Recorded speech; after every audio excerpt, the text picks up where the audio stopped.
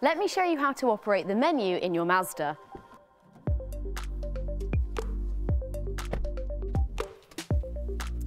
The large centre screen is strategically positioned high and at eye level, allowing you to keep your focus on the road. You can control the menu with the buttons down here.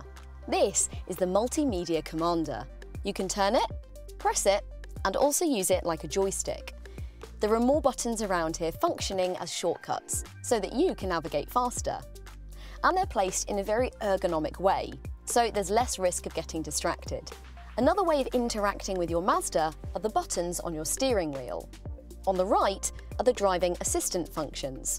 And on the left side, you have the buttons for the main audio functions, including call answering and activating voice recognition.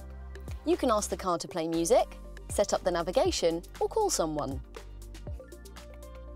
Say a command. Find attractions. There were multiple results found. Say the desired line number.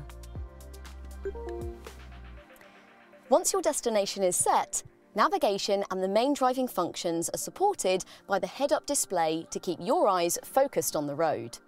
Another great feature of Mazda Connect is that you have access to Apple CarPlay or Android Auto. You can connect your phone by cable or even wirelessly.